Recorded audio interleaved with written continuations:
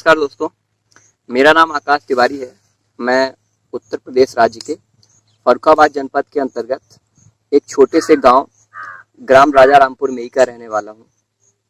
मैं आज आप लोगों के समक्ष इसलिए उपस्थित हुआ हूं क्योंकि उत्तर प्रदेश सिविल सेवा परीक्षा 2018 में मैंने उत्तर प्रदेश में 669वीं रैंक हासिल की है, जबकि अपनी श्रेणी में मैंने 77वीं रैंक हासिल की है। मेरी ये सफलता छोटी सी है, लेकिन ये उस समय अधिक बड़ी हो जाती है जब आपका माध्यम हिंदी हो और आप ग्रामीण पृष्ठभूमि से बिलोंग करते हो और ये आपका पहला प्रयास हो। जहाँ तक मेरी ये सफलता है, इसका श्रेय मैं अपने माता पिता को देना चाहूँगा, जो संजय तिवारी और श्रीमती अनीता तिवारी जी हैं।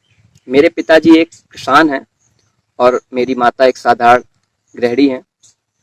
मेरे बाबा, मेरे चाचा चाची, मेरे कुछ मित्रगण हैं और मेरे कुछ गुरुजन हैं। मैं इन्हें अपनी सफलता का श्रेय देना चाहूँगा।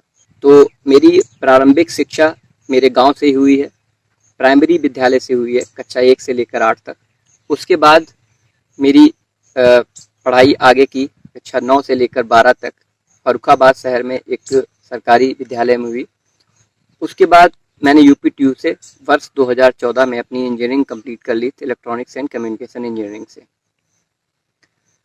ऐसा माना जाता है कि जो भी विद्यार्थी तत्कालीन समय में 2010 में जब मैंने इंटरमीडिएट पास किया था, तो ऐसा माना जाता था कि जो बच्चा अपने कक्षा में थोड़ा पढ़ने में तेज होगा, मेधावी होगा, उसे या तो इंजीनियरिंग करवाई जाएगी और या तो उसे डॉक्टर बनाया जाएगा।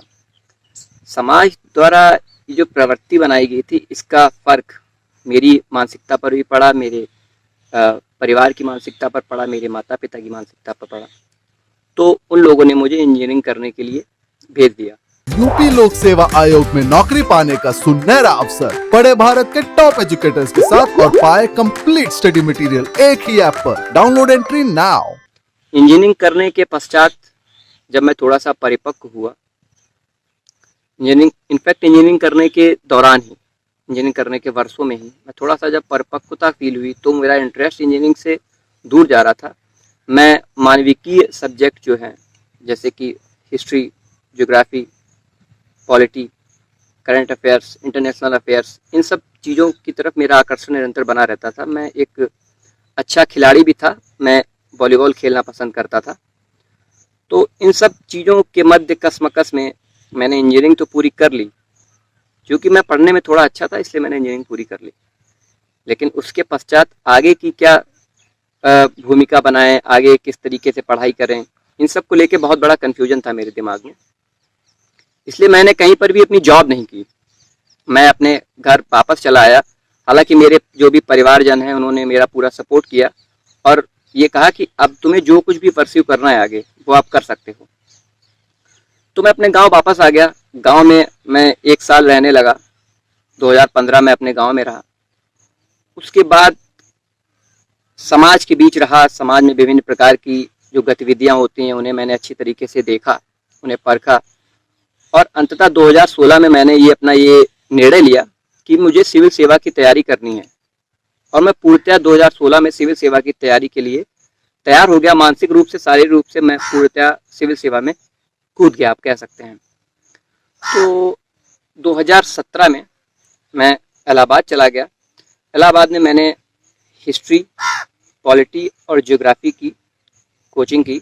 ज्योग्राफी के मेरे सर थे श्रीमान मनोज कुमार मिश्रा जी और पॉलिटी के मेरे टीचर थे श्रीमान संजीव कुमार वाजपेयी जी। इन लोगों ने मुझे जो ये 2 सब्जेक्ट हैं, वो बहुत ही अच्छी तरीके से पढ़ा दिए। जिसके बाद मुझे लगा कि ट्रेडिशनल सब्जेक्ट्स में केवल आपका इकोनॉमिक्स बचता है और हिस्ट्री बचता है और थोड़ा बहुत आप समाज वगैरह को देख लेते हैं।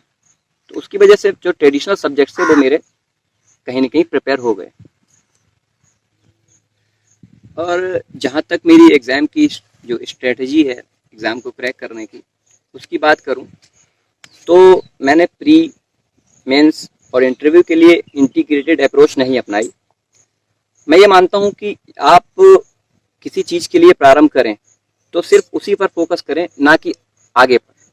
मैंने प्री की तैयारी अलग से की जब मेरा प्री हो गया, और साथ साथ में इस तरीके से तैयारी की जो कुछ भी छूटने ना पाए।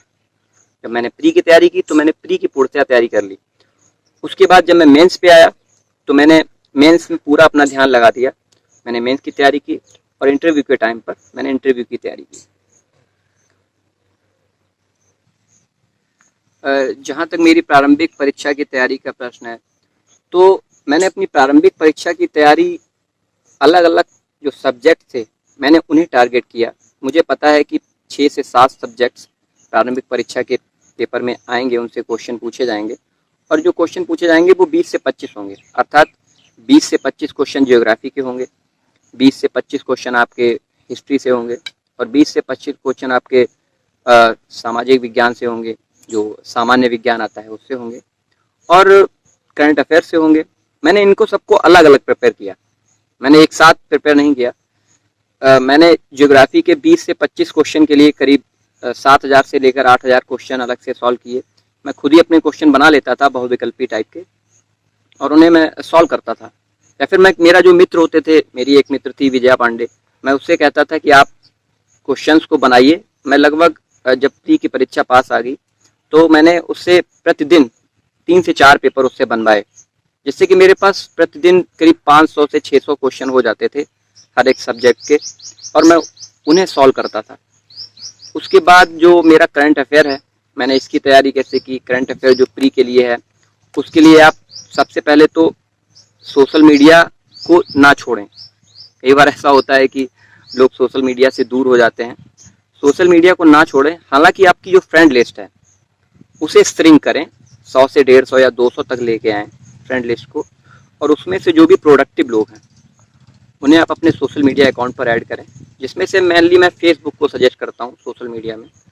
और फेसबुक पर आप ऐसे लोगों के पेजेस लाइक करें जो किसी भी बड़ी संस्था के डायरेक्टर हैं, चेयरमैन हैं या फिर किसी बड़े देश के प्रधानमंत्री, राष्ट्रपति हैं, उनके पेजेस को लाइक करिए। साथ ही साथ में जो अंतर्राष्ट्रीय संस्थाएं हैं, जिसमें से WHO है, यूनाइटेड नेशंस है, यूनाइटेड नेशंस विमेन है, यूनाइटेड नेशन जो रिफ्यूजी काउंसिल है, इन सब के पेजेस को आप लाइक करिए फेसबुक पर, क्योंकि जो भी इंफॉर्मेशन नहीं पढ़ती है वो फेसबुक पे सबसे पहले पढ़ जाती है। इसके साथ साथ आप न्यूज़पेपर्स को लाइक कर सकते हैं करंट अफेयर्स के लिए। न्यूज़पेपर्स में आप इंग्लैंड के न्यूज़पेपर्स को, जैसे द गार्जियन हुआ, द राइटर्स हुआ, इसे आप पेज को लाइक करिए। USA से द न्यूयॉर्क टाइम्स है, वॉशिंगटन पोस्ट है, इसे लाइक करिए। ब्राज़ील के न्यूज़पेपर्स को लाइक करिए। साथ ही साथ में आप हमारा मिडिल ईस्ट है उसमें से अल जज़ीरा को लाइक कर सकते हैं, जो न्यूज़पेपर्स के पेजेस हैं उन्हें। भारत में से तो पता ही है आप लोगों को।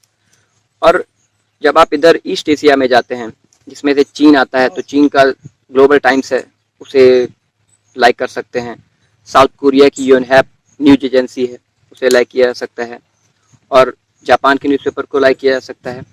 साथ ही साथ में अगर ऑस्ट्रेलिया में जाएंगे तो ABC न्यूज़। मेरा कहने का मतलब ये है कि आपको फेसबुक को छोड़ना नहीं है, फेसबुक का प्रयोग करते रहना है। और अक्सर ऐसा होता है कि एक बंदा जो कुछ भी कार्य कर रहा हो वो दिन में एक बार फेसबुक खोल ही लेता है।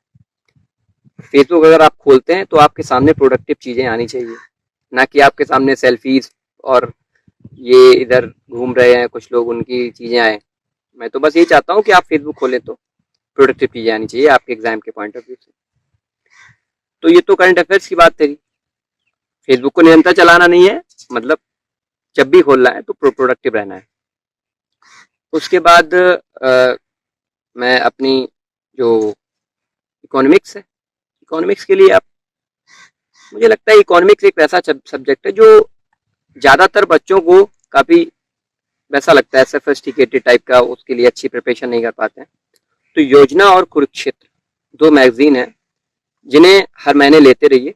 और कुछ लोग यदि हर महीने नहीं ले पाते हैं तो दूसरे तीसरे महीने तो लेते ही रहिए, उसे अच्छे से पढ़िए। उसका डेटा एक नोटबुक बना लीजिए मोटा सा, उसमें योजना और कुरुक्षेत्र का डेटा लगातार आप लिखते रहिए और उस नोटबुक पे लिख दीजिए इकोनॉमिक्स, और इकोनॉमिक्स का जितना भी डेटा आता है वो उस पर लिखिए आप। उसके साथ साथ जो ट्रेडिशनल इकोनॉमिक्स है उसके लिए आप क्या करें, किसी भी अपने सीनियर से पूछ लें, उसके पास यदि नोट्स हो, या फिर किसी भी कोचिंग संस्थान से नोट मंगवा लें अपने पास। उससे क्या होगा, जो ट्रेडिशनल इकोनॉमिक्स है वो आपका तैयार हो जाएगा। हालांकि ज़्यादा प्रश्न नहीं पूछे जाते हैं। और इसके बाद आप मेंस पर आते हैं। मेंस मतलब मेन, वो तो मेन एग्जाम है ही। वहाँ पे आपको अपना माध्यम चूज करना पड़ता है कि हिंदी रखेंगे या फिर इंग्लिश रखेंगे। मैं अपना बताऊं तो मैं एक ग्रामीण पृष्ठभूमि से हूँ, समाज के बीच रहा हूँ, तो मुझे लगता था कि जो हिंदी है उसमें मैं अपनी बात को ज़्यादा अच्छे तरीके से रख पाऊंगा, इसलिए मैंने हिंदी माध्यम रखा।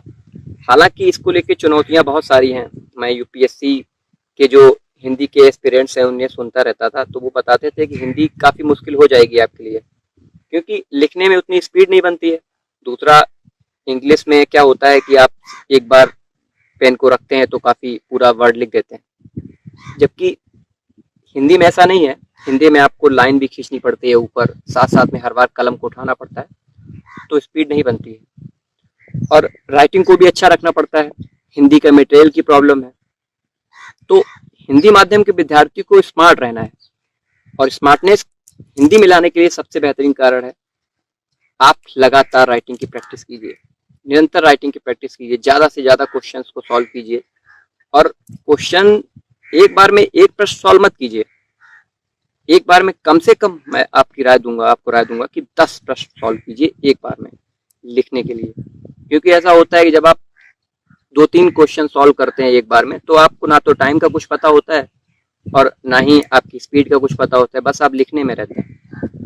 10 क्वेश्चन सॉल्व करेंगे तो आपको पता भी होगा कि मैं 1 मिनट में कितने क्वेश्चंस लिख रहा हूँ, और जो लेंथ होती है किसी चीज को लिखने की, जो थकान आती है, वो भी पता लग जाएगी कि कितनी आ रही है।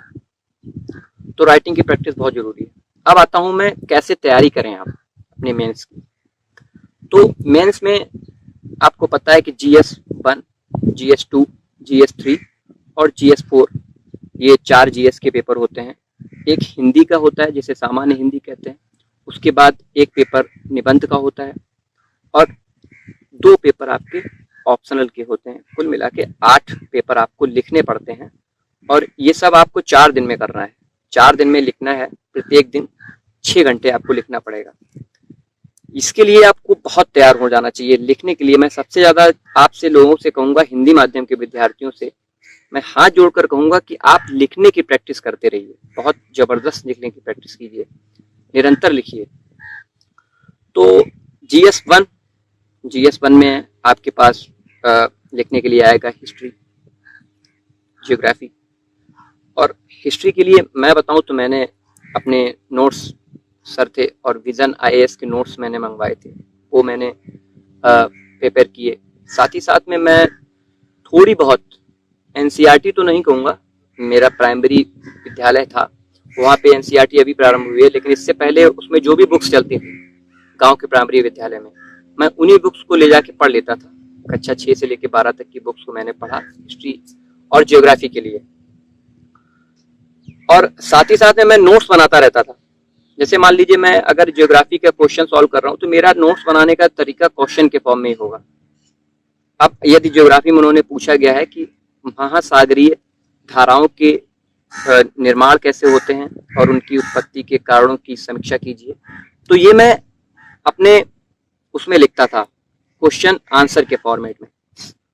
यदि उन्होंने हिस्ट्री में मुझसे पूछा कि जो प्लासी का युद्ध था वो अंग्रेजों की भारत में जो सत्ता है उसकी स्थापना पर मुहर लगाने जैसा था, तो इसके लिए मैंने उसके क्वेश्चन आंसर के फॉर्म में लिखा। मेरे जो नोट्स होते हैं वो क्वेश्चन और आंसर के फॉर्म में होते हैं। प्रत्येक नोट्स क्वेश्चन आपका लिखा होगा, उसके नीचे आप आंसर लिखिए, और इस तरीके से नोट्स बनाइए। लगातार आप एग्जाम के मोड में रहिए मेंस के टाइम पर। अब बात आती है GS2 की, पॉलिटी में भी। तो पॉलिटी में भी यही मैं राय दूंगा आपको कि क्वेश्चन और आंसर के फॉर्म में। फेसबुक को चलाना आप छोड़िए मत, फेसबुक पर आपको जो भी करंट अफेयर्स मिलता है, साथ ही साथ आप दृष्टि की जो IAS की बुक आती है, दृष्टि IAS की करंट अफेयर की मंथली बुक मैगजीन आती है, उसे आप खरीद सकते हैं। उसे भी अपने करंट को ब्रश अप करने के लिए यूज करते रहिए। जो भी आंसर लिखिए उसमें करंट का छोटा छोटा पार्ट यूज करते रहिए निरंतर। डायग्राम्स वगैरह का भी ध्यान रख सकते हैं, लेकिन मैंडेटरी नहीं है। मैंने इस प्रकार से किसी बड़े डायग्राम का प्रयोग बहुत ज़्यादा नहीं किया। हालांकि जो ज्योग्राफी है उसमें आप मैप्स वगैरह बना सकते हैं। ज्योग्राफी के लिए सबसे इंपॉर्टेंट हो जाता है कौन सा देश कहाँ पर है। कौन सा देश कहाँ पर है, इसके लिए आपको एटलस की आवश्यकता पड़ेगी, साथ ही साथ में करंट अफेयर की भी आवश्यकता पड़ेगी।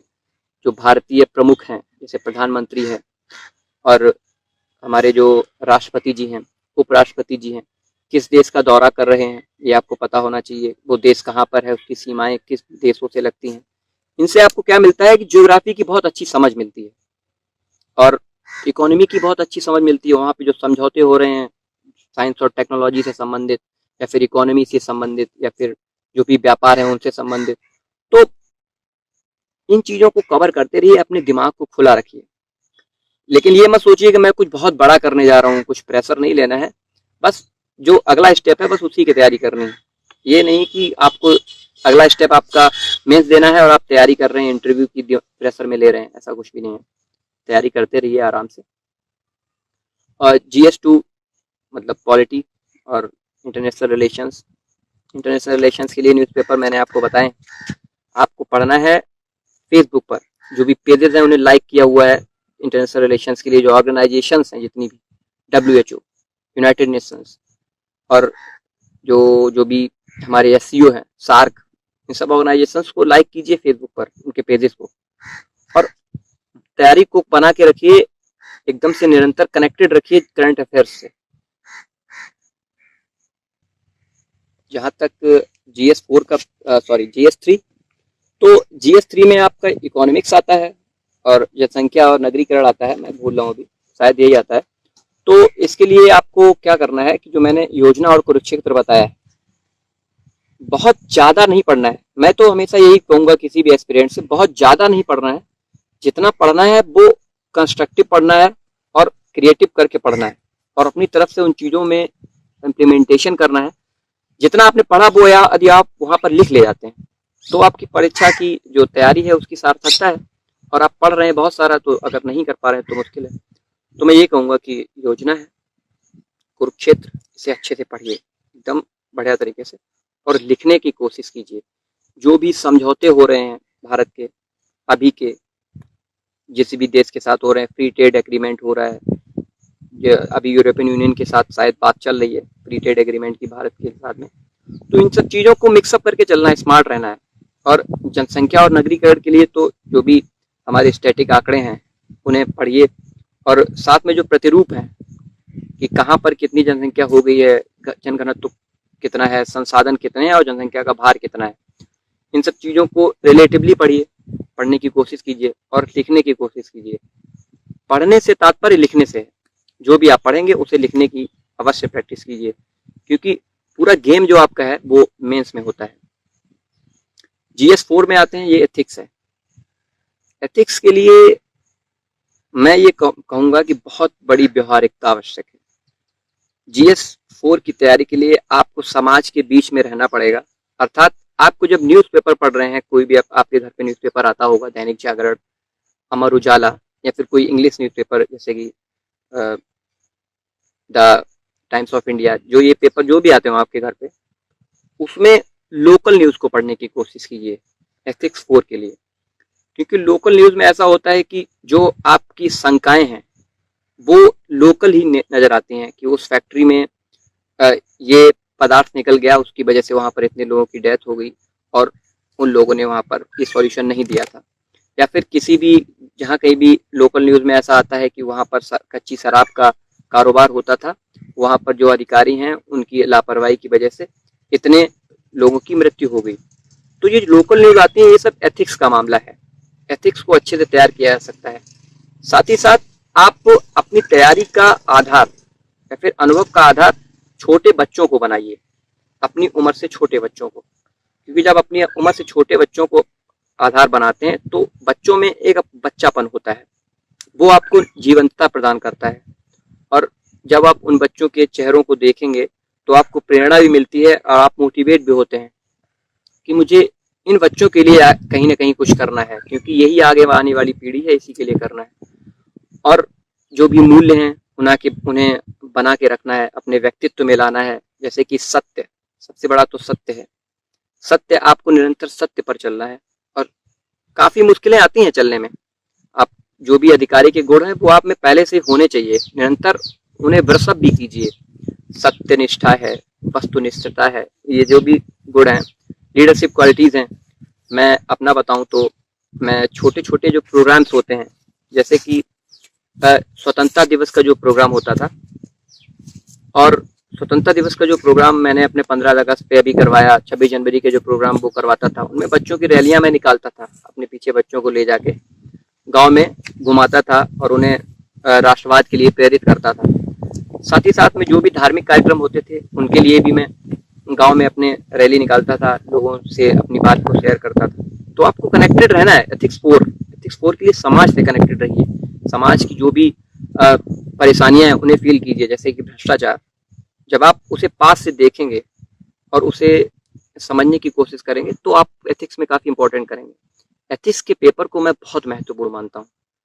ये आपके निबंध में बहुत ज्यादा काम करता है, ये आपके जीएस में भी काम करता है, साथ ही साथ में ये आपके व्यक्तित्व को बहुत अधिक निखार देता है।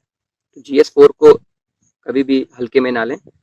विचारकों की जहां तक बात है तो पढ़ सकते हैं आप, महात्मा गांधी तो महत्वपूर्ण हो जाते हैं।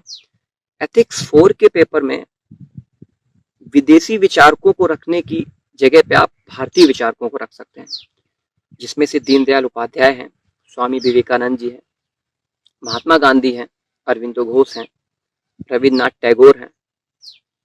बड़े बड़े विचारक भारत में हुए हैं, उन्हें उनकी बातों को ज्यादा से ज्यादा एथिक्स 4 के पेपर में आप दीजिए, लिखिए। मैंने देखा है अक्सर व्यक्ति क्या करता है, मार्क्स, रूसो, कांट और गेटे, जितने भी बड़े बड़े विदेशी विचारक हैं, उन्हें एथिक्स 4 में डालने की कोशिश करता है, जबकि भारत के पास स्वयं ही इतने बड़े बड़े विचारक हैं जिन्हें आप रखा जा सकता है इसमें। तो ये एथिक्स 4 का है।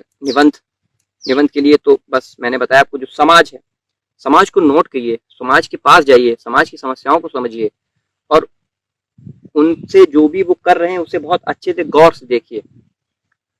मैं ये नहीं कहूंगा कि हर समय आप पुस्तकों में घुसे रहिए, पुस्तकों से तैयारी कीजिए। आप अधिकारी बनने के जा रहे हैं और पुस्तकों से उतना प्रेम मत कीजिए, समाज से प्रेम कीजिए और समाज के जो भी पहलू हैं, उन्हें छोटे छोटे सूक्ष्म पहलू हैं उन पर ध्यान लगाइए। निबंध को अच्छा लिखा जा सकता है। प्रैक्टिस कीजिए, जो भी मामले आते हैं नए नए।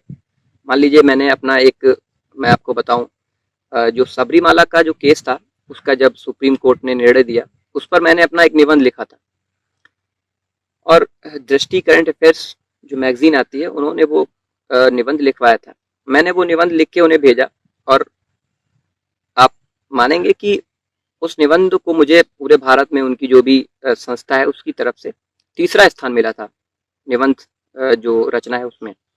तो सबरीमाला का निबंध मैंने लिखा था। इसी प्रकार जो भी ज्वलंत मुद्दे हैं उन पर निबंध लिखिए, लिखते रहिए, अपने स्वतंत्र विचार लिखिए। निबंध के बारे में ज्यादा सोचना नहीं है। निबंध का मतलब भी होता है निबंध, जिसका कोई बंधन ना हो। निबंध को लिखते रहिए। और अब आते हैं इंटरव्यू पर। जहां तक मेरी इंटरव्यू की तैयारी का प्रश्न है, तो मैंने कहीं मॉक इंटरव्यू नहीं दिए हैं और ना ही कभी बड़े बड़े जो समारोह हैं उनमें ऊपर जाकर बोला है। लेकिन जिस प्रकार मैंने समाज के बीच में रह के अपनी तैयारी की, मेरे साथ ऐसा नहीं था कि मैं 20 घंटे तक घुस गया अपने रूम में और तैयारी की, और ये होना भी नहीं चाहिए। समाज के बीच में आइए, 4 से 5 घंटे प्रतिदिन आप अगर पढ़ते हैं, साथ ही साथ में जो बीच में इंटरनेट खोलते हैं, जब आप इंटरनेट खोलते हैं तो आपके पास प्रोडक्शन होना चाहिए। जैसे कि एक इनशॉर्ट्स ऐप आता है, इनशॉर्ट्स ऐप पर आपको 60 शब्दों में एक न्यूज मिलती है, एनफ है वो आपके लिए।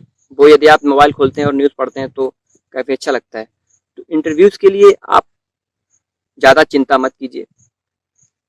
15, 20, 25 मिनट का इंटरव्यू है, उसमें वो आपकी पर्सनैलिटी को चेक करते हैं। बोलते रहिए, आपके जो मन, मुंह में और कर्मों में सब कुछ एक साम्यता होनी चाहिए, अर्थात मनसा वाचा कर्मणा में साम्यता पूर्णतः अपने आप निकलेगा। इंटरव्यू में आपने जितना पढ़ा है सब कुछ। ध्यान रखिए कि इंटरव्यू में जाकर कुछ गलत नहीं बोलना है। जो कुछ भी वो पूछते हैं उसे बता देना है, बिल्कुल भी घबराना नहीं है।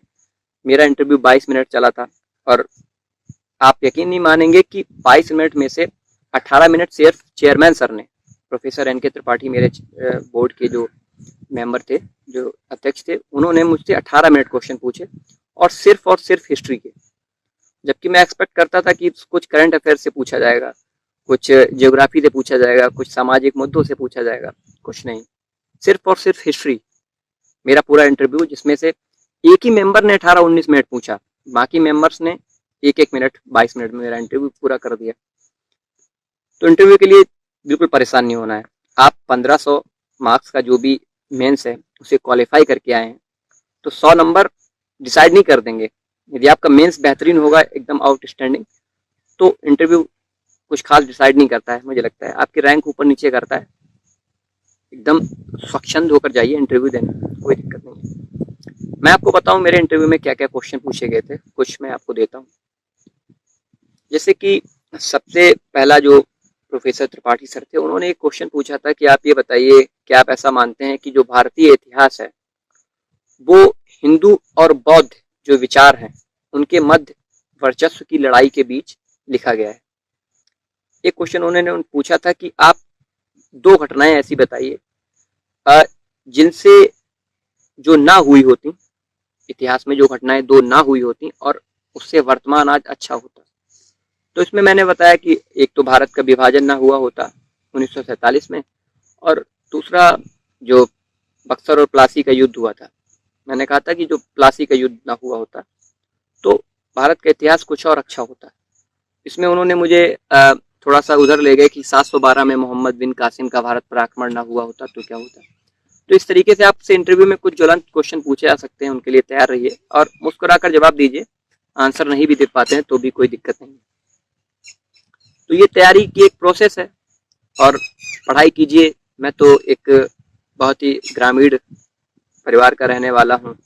आसपास मेरे बस खेत हैं, जो भी क्षेत्र है मेरा जनपद, उसमें से 2 या 3 लोग इस बार निकले हैं और मेरा जो क्षेत्र है उसमें से पूरे लगभग जब से मैं पैदा हुआ हूँ और जब से मेरे पिताजी पैदा हुए हैं तब से मैं पहला विद्यार्थी हूँ जो मैंने ये पीसीएस का एग्जाम निकाला हुआ है।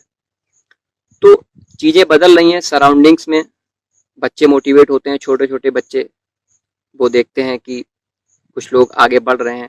जब आप क्षेत्रीय स्तर पर कुछ बड़ा करते हैं, हालांकि मैंने कुछ ऐसा बड़ा नहीं किया है, फिर भी लोग मानते हैं कि आपने पढ़ाई की। हिंदी माध्यम के लिए काफ़ी प्रॉब्लम आती है।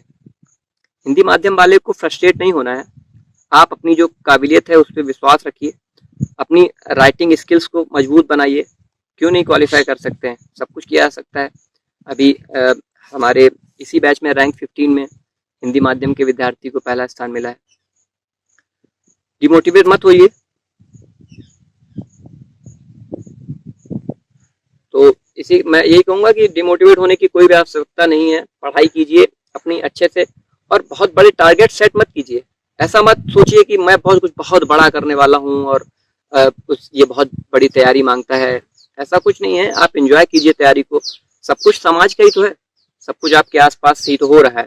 प्रधानमंत्री जी दौरे पे जा रहे हैं, राष्ट्रपति जी जा रहे हैं, मुख्यमंत्री जी बोल रहे हैं और जो भी संसद में बैठकें हो रही हैं, संसद का जो संवाद हो रहा है, सब कुछ आपके आसपास आपकी समस्याओं को लेकर हो रहा है। आपका देश है, उसी को लेकर एंजॉय कीजिए, पढ़ाई कीजिए। और मैं आपको बताऊं, जब आप सक्सेस होते हैं उसके बाद आपकी स्थिति समाज में, जो आपकी पद प्रतिष्ठा है, वो एकदम से बदल जाती है। लोगों का आपके प्रति सोचने का नजरिया बदल जाता है। लोग, बड़े बड़े लोगों के फोन कॉल्स आते हैं, आप लगातार 6-6 घंटे फोन पे बात करते रहेंगे, बधाइयां सुनते रहेंगे। यूपी लोक सेवा आयोग में नौकरी पाने का सुनहरा अवसर। पढ़े भारत के टॉप एजुकेटर्स के साथ और पाए कंप्लीट स्टडी मटेरियल एक ही ऐप पर। Download entry now. सोएंगे, उठेंगे, बधाई लेंगे, फिर सो जाएंगे। यही चलता है निरंतर 4 से 5-6 दिन तक। सफलता के लिए आपको आपकी मेहनत करनी है और एक लिमिटेड मेहनत करनी है, साथ में उतनी इंटेंसिटी भी होनी चाहिए, फोकस होना चाहिए। करिए, माता पिता का साथ होगा, परिवार का साथ होगा, सब कुछ हो जाएगा। ये वीडियो जो डेली नॉलेज ट्रैक ने मेरा बनाया, उसके लिए मैं उसका बहुत धन्यवाद करता हूँ। और साथ ही साथ में मैं जो भी आने वाले विद्यार्थी हैं उन्हें प्रेरणा देता हूँ कि मुझसे कुछ सीखिए और आगे बढ़ने का प्रयत्न कीजिए। नमस्कार।